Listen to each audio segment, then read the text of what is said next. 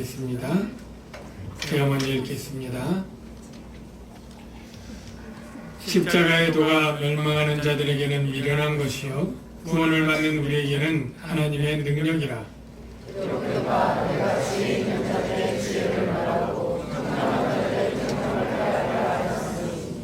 지혜 있는 자가 어디 있느냐, 선비가 어디 있느냐, 이 세대의 변론가가 어디 있느냐. 하나님께서 이 세상의 지혜를 미련하게 하신 것이 아니냐. 하나님의 지혜에 있어서는 이 세상의 자기 지혜로 하나님을 알지 못하므로 하나님께서 저들의 미련한 것으로 믿는 자들을 구원하시기를 구하셨도다. 유대인은 표적을 구하고 헬라인은 지혜를 찾으나 우리는 십자가의 도가 된 그리스도를 전하니 유대인에게는 멀리된 것이요 이방인에게는 미련한 것이되 오직 부르심을 받은 자들에게는 유대인이나 헬라인이나 그리스도는 하나님의 능력이요 하나님의 지혜니라. 하나님의 어리석음이 사람보다 지혜롭고 하나님의 약하심이 사람보다 강하니라. 아멘. 우리 사회에 계신 분들에게 사랑합니다 인사해 줄까요? 사랑합니다. 네, 사랑합니다. 사도 바울이 고린도 교회 편지를 쓰고 있는데 고린도 교회에 문제가 있었기 때문입니다. 고린도 교회 문제들은 본문에 있는 것만 해도 10여 가지가 넘는데 그중에 가장 대표적이고 가장 심각한 문제는 바로 분파로 나눠서 분쟁하고 있다는 것입니다. 자신들의 지도자들을 하나씩 세워놓고 그 인간 지도자들의 지혜와 언변 이런 것들을 자랑하면서 다른 파와 또 대립각을 세우고 그렇게 교만하게 분쟁하고 있는 그러한 일이 있었습니다. 이 분쟁이라고 하는 것은 분파라고 하는 것은 그리스도의 몸을 찢어지게 나누는 것이므로 그는 있을 수 없으므로 온전히 합하라고 권면을 해준 후에 사도 바울은 이 분쟁의 원인이 무엇인가를 아마 곰곰이 심각하게 생각했을 것입니다. 교회가 이렇게 분쟁하게 된 것, 고린도 교회가 분쟁하고 나눠지게 된 원인이 무엇일까요? 사도 바울은 그 원인이 바로 인간의 지혜, 세상 지혜 때문이라고 결론을 내렸습니다. 그 당시 이 고린도시는 이 헬라의 문화권에 있습니다. 근데 이 헬라 문화는 바로 철학자들을 존경하고 철학에 융성했기 때문에 바로 그 영향을 심각하게 받은 것이죠. 우리가 그래도 이름 아는 철학자들이 있지 않습니까? 소크라테스, 플라톤, 아리스토텔레스 이런 철학자들이 있는데 바로 고린도 옆에 아테네에서 주로 활동을 했던 철학자이니까 바로 그 이웃 동네인 이 고린도시도 그러한 영향권에 있었다라는 것을 말하기는 무리가 아니라고 생각이 듭니다. 그런데 이 철학자들은 같은 철학을 편 것이 아니라 또 많은 철학자들이 자기들이 주장하는 그런 철학 사상을 폈고 그 철학 사상을 따라서 사람들이 지지하는 사람들이 모여드는 식으로 있는 것이죠. 우리 중국에도 공자, 맹자, 노자, 순자 다 자신들의 사상이 있고 그걸 따라가지 않습니까? 그럴 때 이 고린도인들은 이 철학과 이 언변수사 이런 것들을 굉장히 좋아했었는데 똑같이 이 바울과 아볼로, 게바 이런 것들을 이런 사람들을 철학자처럼 생각하고 그들의 주장 따라 편을 가른 것이다 이렇게 보여집니다. 아볼로가 절대 원한 것은 아닐 텐데 아볼로는 바울보다 성경에 더욱 능통하게 보이고 언변이 탁월했기 때문에 이 바울을 끌렸던 이 사람들 가운데는 아볼로파로 많이 갖고 자기 지도자인 이 아볼로가 바울보다 낫다 이런 주장을 하고 자랑하고 교만했던 그러한 모습들이 있는 것이죠. 이 고린도시는 그 전에 얘기했지만 2년에 한 번씩 올림픽과 같은 축제, 운동 경기를 개최하는 도시라고 말씀을 드렸죠. 근데 이 운동 경기 중에 오늘날에는 찾아볼 수 없는 운동 경기가 있습니다. 운동 경기라고 할 수는 없겠지만 한마디로 말하면 웅변대회입니다. 이 웅변대회를 통해서 가장 잘하는 사람에게 똑같이 이 금메달에 해당되는 관을 수여하는데요. 그만큼 철학가와 웅변가 연설가들이 인기가 있고 명예가 따르는 그러한 일이었습니다. 그래서 이 가장 웅변을 잘하는 사람은 오늘날 한국에도 국민 배우나 국민 스포츠 영웅들이 있잖아요. 우리 손흥민, 류현진 그런 것처럼 굉장히 인기와 명예도 가지고 부를 가지고 있었다고 그렇게 전해집니다. 그런 인간의 지혜와 인간을 자랑하는 그런 능력이 그냥 뿌리 깊게 이 고린도시에 형성되었기 때문에 이 같이 복음을 전하는 이 지도자들까지도 그런 철학처럼 생각을 하고 복음을 오해해서 그렇게 나누었다고 생각이 듭니다. 사도 바울은 이 인간의 지혜, 세상의 지혜가 하나님의 지혜에 비해서 너무나 연약하고 무능한 것임에도 불구하고 이것들을 따라 분파를 나누는 고린도 교회를 지금 책망하려고 하는 것입니다. 오늘날의 한국 사회도 지식, 지혜를 굉장히 좋아하고 굉장히 추구하고 있습니다. 저는 그것이 나쁜 것이 절대 아니고 오히려 좋은 것이라고 생각이 되죠. 지혜가 없는 사람보다 지혜 있는 삶은 훨씬 더 그 삶이 풍요롭고 건강하고 안전하지 않습니까?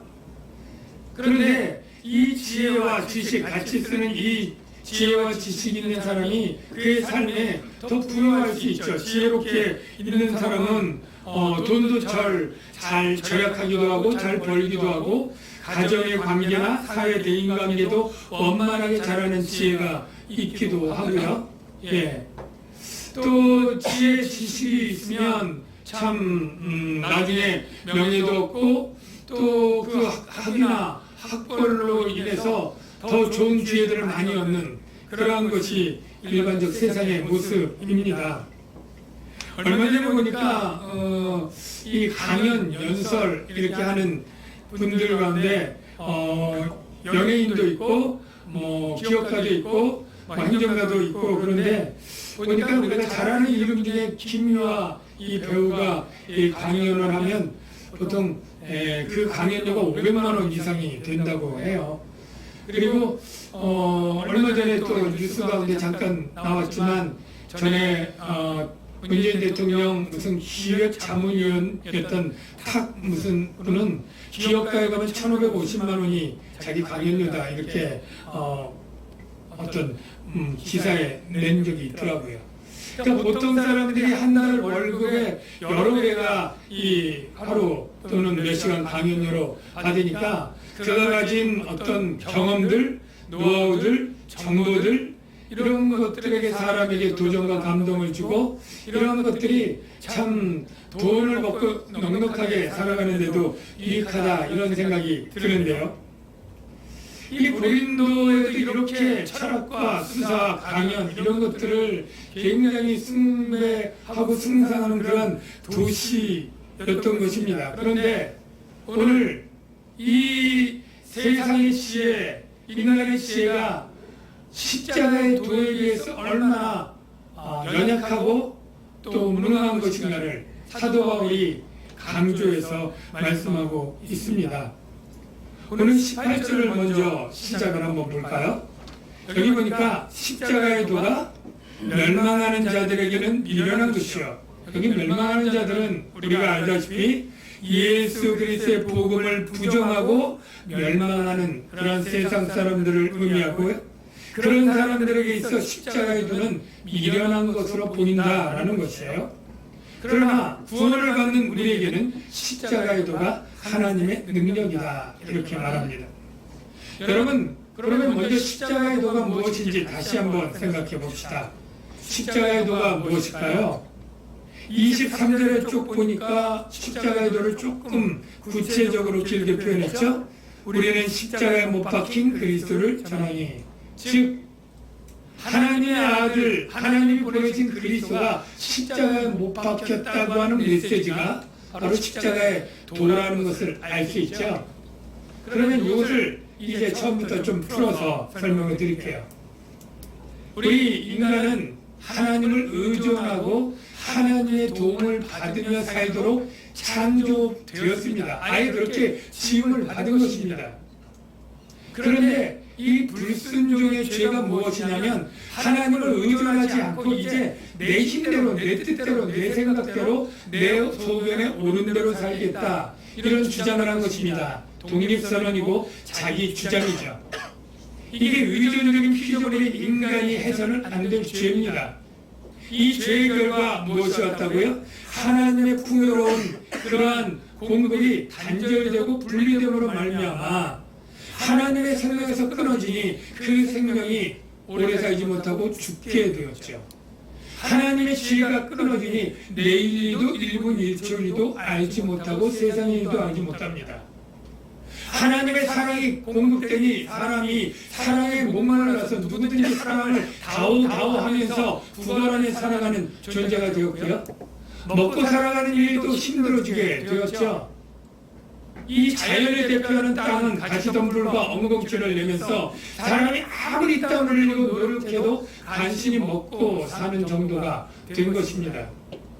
이런 이 죄 때문에 겪는 사람의 상태를 한마디로 뭐라고 했죠? 지난번에 결핍이라고 얘기했습니다. 핍절한 거죠. 이 비유를 누가복음 15장에 보면 아버지와 진다간 탕자 비유가 그대로 이걸 말하고 있습니다. 내 아버지 집에는 먹을 것이 풍요롭고 종류도 풍성한데 이 아들은 집 나오니까 어떻게 돼요? 허랑방탕 알거지가 되어서 돼지가 먹는 쉬엄 열매조차도 못 먹는 아주 굶어 죽어가는 그런 비참한 상태가 되죠. 이게 바로 하나님을 떠난 죄인을 대표로 비유하는 상징인 것입니다. 이렇게 굶주리고 핍절하고 이런 이 죄를 하나님은 불쌍히 여기셔서 구원의 일을 시작하셨습니다. 그 구원의 행위가 바로 아들 하나님이신 이 아들 하나님을 이 세상에 사람으로 보냈죠. 바로 예수님입니다. 그분을 그리스도로 보냈죠. 구원자로 보낸 것입니다. 그래서 예수 그리스도 분이 하신 일은 무엇이냐면 바로 십자가에 달려 죽으심으로 죄인들의 죄값을 대신 지고 죽으심으로 바로 죄인들을 믿는 자들을 무죄하게 하고 죄사함을 주고 하나님이 영생을 선물로 주는 것입니다. 여러분, 영생의 뜻이 무엇인지 아십니까? 어떤 분은 영생은 그냥 영원토록 오래 사는 삶 이렇게만 이해하고 있는데 틀린 것은 아니지만 정답은 또 아닙니다.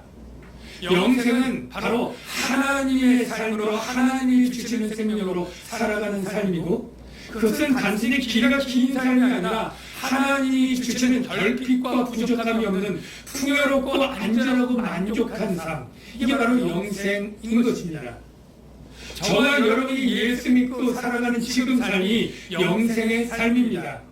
바로 하나님의 생명을 얻어서 우리가 영원토록 살아갈 수 있고요, 하나님의 지혜, 하나님의 사랑이 부음받고 하나님의 보호와 안전 가운데 영생의 삶을 사는 것이죠.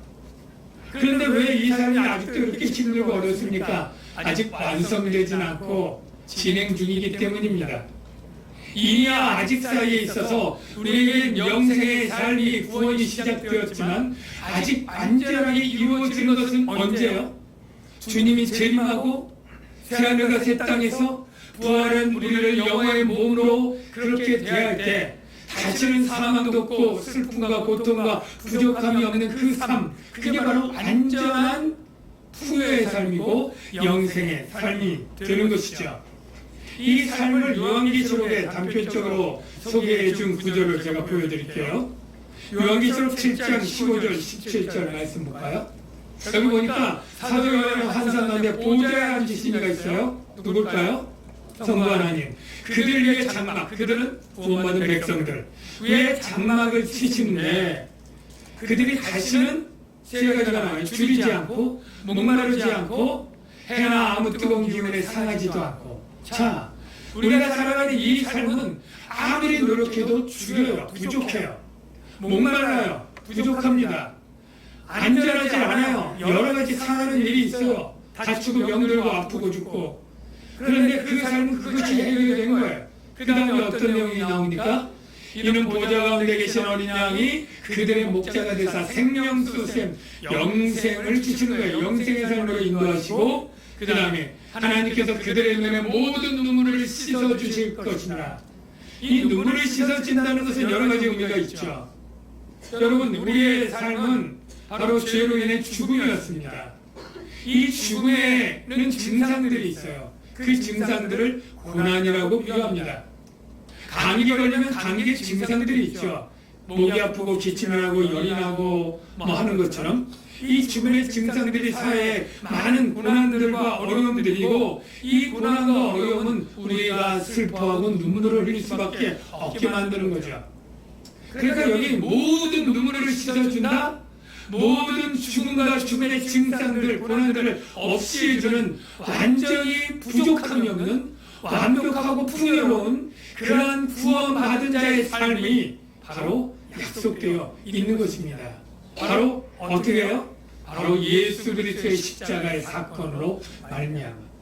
그런데 보통 죄인들은 이 하나님의 뜻과 예수 그리스도를 알지 못할 때 어떻게 하면 이 부족한 것을 해결할까? 어떻게 하면 이 불안전하고 다치고 아프고 죽고 이 고통의 삶을 해결할까? 라고 찾기 시작한 방법 중에 하나가 인간의 지혜를 개발하는 거예요. 지혜가 무엇입니까? 자연을 잘 관찰해서 그것에서 어떤 법칙과 이치를 깨달아서 삶을 안전하고 풍요롭게 하는 거죠. 잘 개발하니까 이렇게 하니까 불이 만들어져서 불을 개발하고요. 예. 이렇게 하니까 뭐 다른 것들을 만들어지고요. 무기를 만들고요. 농기구를 만들고요. 악기를 만들고요. 예. 이렇게 문명을 발달시킴으로 자신의 부족한 것들을 채워가고 풍족하게 풍부하게, 그리고 의학들을 발전시켜서 죽음을 가능한 멀리하고 안전하고 건강하게 살도록 그렇게 머리를 짜내고 열심히 살아왔습니다. 그렇게 수천 년 이상을 살아왔지만 여러분 보십시오. 그렇게 농업과 신기술이 발달하고 어떤 품종을 개량해서 곡식과 과일들을 더 크게 더 많이 만들어내도 지금 기아로 굶어 죽고 있는 사람이 수십억이라고 하지 않습니까? 수많은 신약들을 개발하고 병을 고치는 그런 일들에도 전 세계 병원마다 가득 차 있지 않습니까? 날마다 이런 병 저런 병으로 죽어가는 사람들, 그리고 고칠 때마다 새로운 바이러스들이 나오고 새로운 병들이 나와서 보통 말하기를 문명이 발달되면서 사망의 일도 더 커졌다는 거예요. 수많은 사람들이 죽어가는 교통사고, 차 없으면 일어나지 않을 일이었죠. 단편적인 것이지만 결코 우리의 지혜로 우리가 이 죄로 인해서 지었던 결핍과 부족한 삶, 위험한 삶, 이것을 해결할 수 없었다는 거예요. 예. 지혜로 구원과 영생을 얻을 수 없는 것이죠. 오늘 사도 바울은 그것을 얘기하는 것입니다. 바로 하나님이 지혜 있는 자, 세상 지혜자들을 패하고 어리석고 미련하게 하셨다, 이렇게 말씀을 하는데, 그 근거 구절을 19절에 바로 이 이사야 있는 말씀을 들었습니다. 거기 보면 내가 지혜 있는 자들의 지혜를 멸하고 청명한 자들의 청명을 폐하리라. 이 당시 상황은 유대가 외국의 침략 가운데 핍절하고 어려울 때였습니다. 이때에도 지도자들은 하나님을 의지하고 하나님의 도움을 받아서 구원을 받으라고 선포를 해야 마땅했습니다만, 그들은 바로 애굽을 의지하고 군사를 의지해서 이 어려움을 세상 지혜로 어려움을 극복할 것을 가르쳤습니다. 어떻게 성공했을까요? 유다가 건강하고 또 강한 나라로 계속 존재했을까요? 그렇지 않은 건 여러분 아시죠? 결국은 하나님을 떠나고 이 외국과 군사력을 의지한 유다는 패망했고 흩어지게 되지 않았습니까? 지혜자들이 내놓은 지혜롭고 총명들이 다 정말 의미 없고 가치 없는 것들, 그 입을 닫게 만드는 일들이 되지 않았습니까? 마찬가지입니다. 우리도 시대에도 마찬가지예요. 지혜 있는 자가 어디 있느냐? 선비가 어디 있느냐? 이 세대 변론가가 어디 있느냐? 여기 지혜 있는 자는 철학자들을 의미하는 단어고, 선비는 유대 랍비들을 의미하는 단어고, 변론가들은 아까 말한 연설가들을 말하는 단어입니다. 그런데 그들이 있다 할지라도 바로 그들의 어떤 지혜와 강의와 그리고 유대의 어떤 철학들이 구원을 이룰 수 있느냐라는 것입니다. 없다는 거예요. 인간을 완전히 부족함에서 죄의 죽음과 고난에서 해결해 줄 수 있는 그러한 구원, 다른 말로 하면 영생, 이것들을 줄 수 있는 세상 지혜가 있느냐라는 것입니다. 있습니까? 없어요. 그래서 하나님은 21절에 이렇게 말합니다. 하나님의 지혜에 있어서는 이 세상이 자기 지혜로 하나님을 알지 못하므로 하나님이 구원하실 그 지혜를 이 세상이 아무리 똑똑해도 알지 못한다는 거예요. 그래서 어떻게 했느냐? 하나님이 전도에 미련한 것으로, 여기 미련한 것은 아까 얘기한 십자가의 복음을 의미합니다. 하나님이 이 복음을 선포케 함으로, 전도하게 함으로 말미암아 미련한 것이라고 세상 사람들이 보는 십자가의 복음을 전도함으로 믿는 자들을 구원하기를 기뻐하셨다. 즉, 이 미련하게 보이는 복음으로 말미암아 죄인들을 구원하시기로 계획하시고 그걸 기뻐하셨다라는 것입니다. 여기서 본문 문맥에는 조금 다르지만 한 가지 짚고 설명할 내용이 하나 있습니다. 전도에 미련한 것으로 라고 하는 것들을 많이 목사님들도 그렇고 성도들 가운데 오해하는 경우가 있는데요. 이걸 어떻게 오해하느냐면 전도가 미련한 것이다, 이렇게 오해를 하는 거예요. 여러분, 이 문장이 전도가 미련하다는 것이에요? 전도하는 내용이 미련하다는 것이에요? 네, 제 질문이 어렵습니까? 네. 제가 전에 어떤 전도하는 열정이 뜨거운데 굉장히 옛날 10년, 20년 전에 전도제를 가지고 예를 들어서 지하철에 여기 앞에 샌드위치맨처럼 예수 천당, 불신지옥 이런 거 하고 회개하라 이런 문구하고 막 외치면서 하면 여러분 거기에 감동받고 예수 믿게 될 것 같습니까? 네, 고개를 끄덕이는 분도 있는데 성령이 역사하면 될 수 있을 거예요, 물론. 그런데 현대인들은 그런 것에 오히려 눈살을 찌푸리고 이렇게 출근길이나 이런 때 할 때 오히려 예수 믿는 사람도 굉장히 부담을 가져요. 예. 왜 그렇게 옛날 방식으로, 옛날 전도지로 왜 그렇게 하시냐고 그 사람들에게 물으면 이렇게 말하는 거예요. 전도는 원래 미련한 것이라고 성경에 있고요. 세상 사람들이 그 방법을 미련하게 볼 수 있는 것입니다. 이런 식으로 대답을 하는데 그 대답이 이 근거 구절로 말하기엔 틀렸다는 거예요. 예. 여러분, 지금 미련한 것은 십자가의 도가 미련하다는 거예요. 십자가의 도가 세상 사람들은 미련하게 보이잖아요. 우리가 세상 사람의 눈에 미련하게 보이는 이 복음을 전도한다는 뜻이지, 전도하는 방법, 태도 이런 것이 미련해도 된다는 그런 의미가 아닙니다.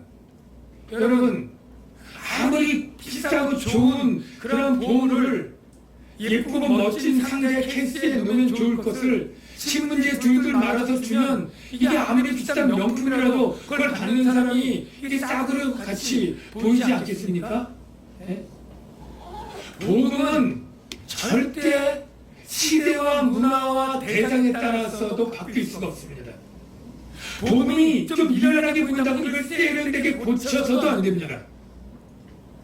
복음은 세상 사람들의 눈에 미련하고 거칠고 이야기하지 않아도 조금도 불면해야 될 그런 진리인데, 복음을 싸고 있는 그릇, 그리고 복음을 담는 그릇들은 얼마든지 그 사람들이 호감 가는 그릇으로, 호감 가는 포장지로, 호감 가는 옷을 입혀서 할 수 있는 거죠.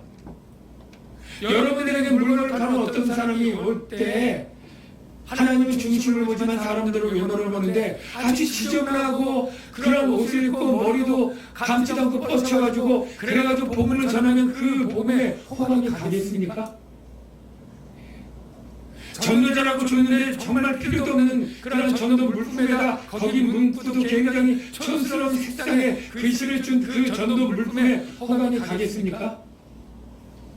어린아이들에게는 어린아이에 맞게, 어른에게는 어른에게 맞게, 현대인들에게 현대인에 맞게 그들이 매력적인 것들로 다가설 수 있고 마음을 열 수 있는 전도 도구로 개발하고 어떻게 하면 그들이 접근하기 좋은 것들을 연구하고 고민하고 그렇게 해서 전도하면 성령이 역사하지 않습니까?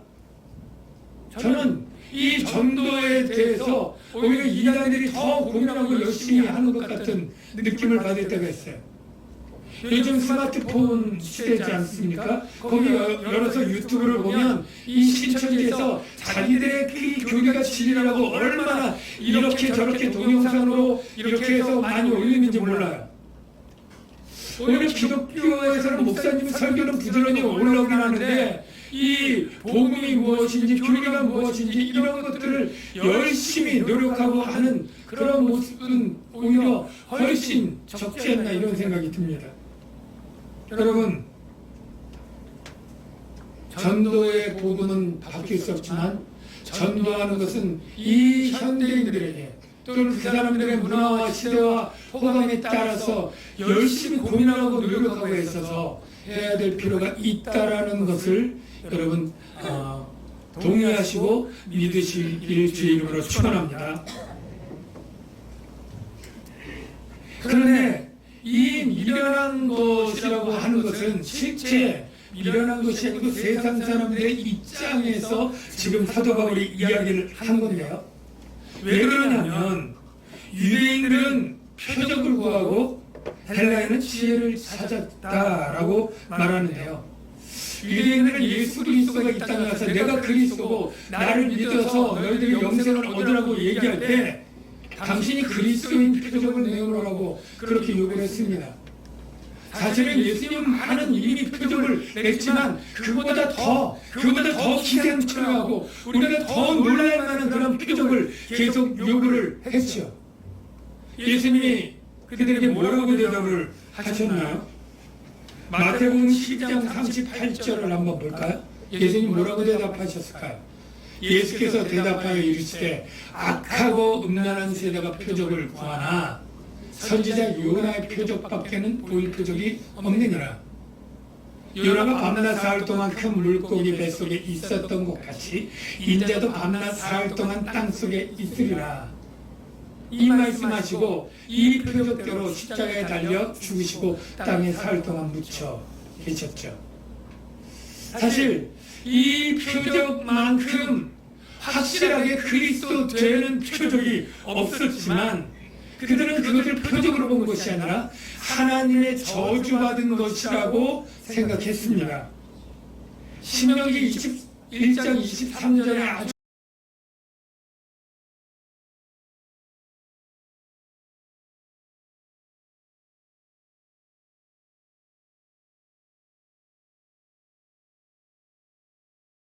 나면서 8살부터 율법을 배우기 시작하는 이 말씀이 모세 오경에 있는 이 말씀을 모를 리가 있겠습니까?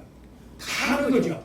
근데 예수 그리스도 그분이 하나님의 아들이고 구원자라고 그렇게 주장하던 그들이 결국 그 마지막 끝이 뭐예요? 나무에 달려 죽은 거잖아요.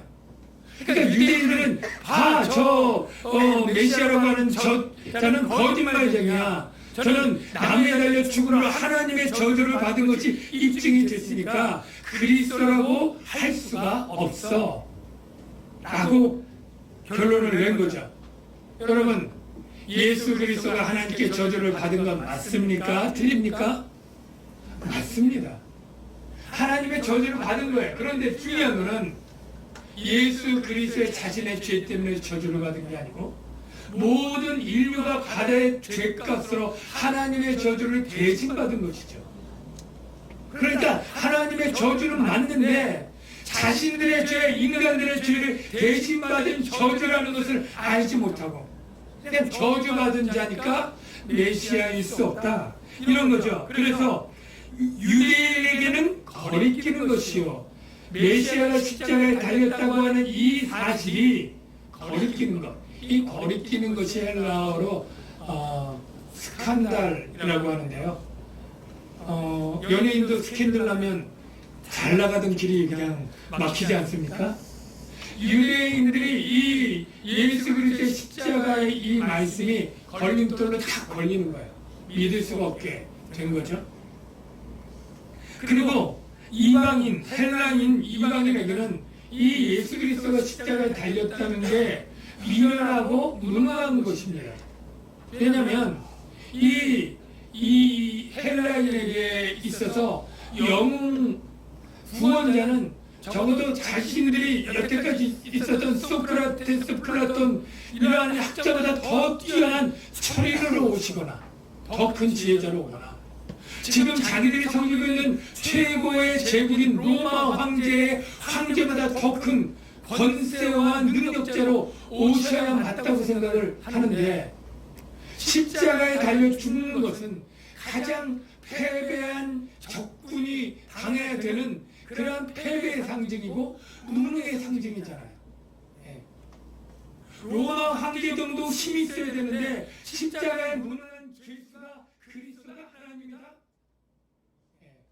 말이 안 되는 거죠. 그래서 그러한 주장을 갖고 있는 복음은 도저히 믿을 수 없는 미련한 것 이렇게 여긴 것입니다. 그러나 사도 바울은 24절에 뭐라고 말합니까?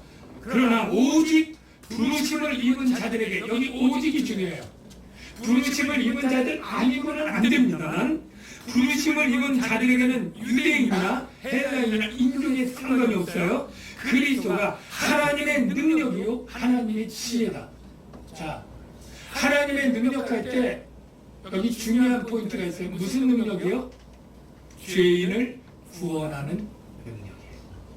하나님의 지혜, 죄인을 의롭게 하는 하나님의 지혜. 여러분, 세상에 아무리 지혜를 다 합치고 합쳐도 하나님으로부터 죄사함을 얻는 지혜가 세상 가운데 있어요, 없어요? 없는 거예요. 예. 죄 문제를 해결하고 의롭게 되는 지혜가 세상에 있던가요? 없다는 거예요. 모든 부족함, 결핍함을 해결하고 영원토록 완전한 풍요로움을 얻는 영생을 얻는 지혜가 세상에 있나요? 없다는 거예요. 바로 예수 그리스도가 바로 그 모든 것을 주는 하나님의 지혜와 능력이 되기 때문에 세상 사람이 볼 때 미련하고 어리석은 것 같아도 그게 하나님의 구원을 주는 참된 지혜이고 하나님의 약하심이 사람보다 강하니라 십자가의 이 무능같이 보이는 이것이 로마 제국 황제도 할 수 없었던 죽음을 극복하고 생명을 주는 그러한 능력이다 라고 말하고 있는 거예요. 사랑하는 성도 여러분, 질문하겠습니다. 여러분, 이 세상에 어떤 지혜도 할 수 없지만 예수 그리스도가 십자가에 달려 죽으시고 대속의 사건, 그것이 바로 우리를 구원하시는 하나님의 지혜와 능력이라고 믿습니까? 믿습니까? 믿으시길 주의 이름으로 축원합니다. 그런데 어떻게 믿게 됐습니까? 세상 대부분의 사람들이 다 미련하게 여기는 걸 여러분은 어떻게 믿게 됐습니까? 세상 사람들은 믿을 때 다 걸림돌에 걸려 넘어졌는데 여러분은 어떻게 그 걸림돌을 뛰어넘고 통과해서 믿게 되었습니까? 여러분이 고민을 많이 했습니까? 아니면 연구를 많이 했습니까? 워낙 남을 잘 믿는 성격이기 때문입니까? 여러분 오늘 본문에 보니까 24절을 보니까 오직 부르심을 입은 받은 자들에게. 여러분 우리가 그것이 하나님의 능력과 지혜로 믿어지고 받아지는 것은 나와는 상관이 없습니다. 내 성격과 내 특징과 내 지혜와 내 행위가 상관이 없습니다. 하나님의 부르시는 행위와 상관이 있는데 하나님이 나를 부르셨기 때문에 내가 그것이 믿어지게 되는 줄로 믿습니다. 하나님은 부르신 자에게 성령을 주십니다. 그 성령이 그것을 믿게 해주는데요. 우리 고린도전서 2장 12절 지난주에 이어서 다시 한번 보겠는데요. 우리가 세상의 영을 받지 아니하고 뭘 받아요? 하나님께로부터 온 영, 성령이죠. 이걸 받았으니 이는 우리로 하여금 하나님께서 우리에게 은혜로 주신 것들을 알게 하려 하시느라. 성령의 목적은 알게 하는데 뭘 알게 해요? 은혜로 주신 것들. 이 은혜로 주신 것 중에 하나가 그리스도의 대속의 죽음과 부활인 줄로 믿습니다. 그러니까 이 비밀을 성령이 알게 해주셔요. 누구에게요? 바로 부르신 자들에게. 부르신 자들이 그래서 아는 자들이고, 부르신 자들이 그래서 믿는 자들이 되고, 믿는 자들이 그래서 18절에 구원을 받는 우리가 되는 것입니다. 로마서 8장 29절 30절에 이런 말씀 있죠. 하나님이 미리 아신 자들을 또한 그 아들의 영상을 본받기 위해 미리 정하셨으니 미리 정하신 그들을 또한 부르시고 부르신 그들을 또한 의롭다 하시고 의롭다 하신 그들을 영화롭게 하셨느니라.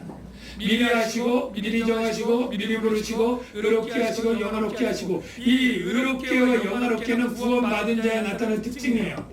아까 영화가 모든 것을 만족한 하나님 나라의 영광의 부활의 상태가 영화잖아요. 근데 이렇기 위해서 뭐예요? 하나님 미리 아셔야 돼요. 창세전 선택이죠.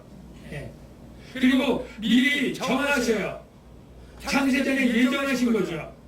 우리 에베소 말씀 한번 확인해 볼까요? 그 창세전에 그리스도 안에서 우리를 택하사 그 기쁘신 뜻대로 우리를 예정하사 예수 그리스도로 말미암아 자기 아들들이 되게 하셨으니 이는 그가 사랑하시는 자 안에서 우리에게 거저 주시는 바 은혜죠. 그 은혜의 영광을 찬송하게 하려는 것이라. 여러분 우리가 이렇게 예수 그리스도가 하나님의 지혜와 능력이라고 믿어지고 하는 것은 하나님이 선택하시고 예정하시고 부르신 덕분이고, 그 부르신 가운데 성령을 주셔서 알게 되고 믿게 되는 줄로 믿습니다. 이 안에 내가 향한 일이 있나요? 내가 어떤 공헌하나 자기에게 할 게 있나요? 오직 하나님의 은혜만을, 자기 아들의 십자가에 내어주신 그 사랑과 자기를 십자가에 죽이신 예수 그리스도의 그 희생의 구속과 성령께서 우리에 밝혀서 그 눈을 열어 이 은혜로 알게 해주신 것을 알게 해주신 은혜와 성부 성자 성령의 은혜로 우리가 구원을 받게 된 것이죠. 그래서 우리는 이 십자가의 구속을 중심으로 한 하나님의 은혜를 늘 감사하고 감격하고 증거하면서 살아야 될 줄로 믿습니다. 우리 말씀을 생각하면서 같이 찬양하는데요. 이 시간에 그 관계된 찬양이 있습니다. 바로 예수 하나님의 지혜, 예수 하나님의 사랑, 예수 하나님의 은혜, 그러한 고백하는 찬양이 있는데요.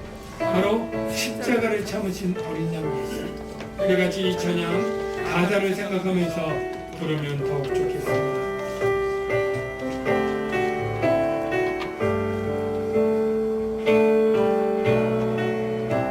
십자가를 잡으신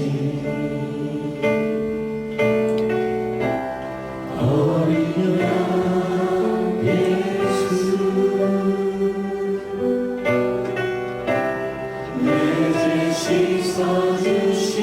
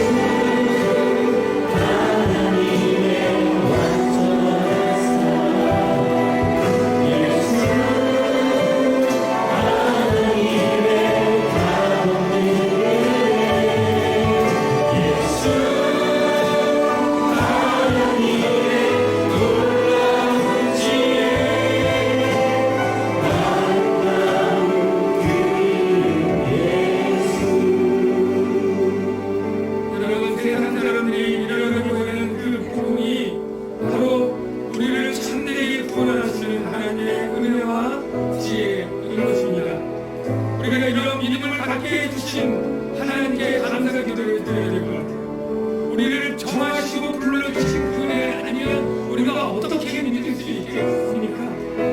성령께서 나를 내 마음을 감화시키고 연을 열어 보게 하시지 않으면 우리가 어떻게 하나님과 천국을 볼 수 있겠습니까? 바로 우리의 구원은 전적으로 하나님의 은혜에 의한 것이고 값없이 주신 것이고 나를 구원해 주신 하나님 정말 감사합니다. 세상 사람들은 눈에 안 보이는 것들을 보게 하시고 믿게 해주시니 너무나 감사합니다. 내가 감사하며 주님만을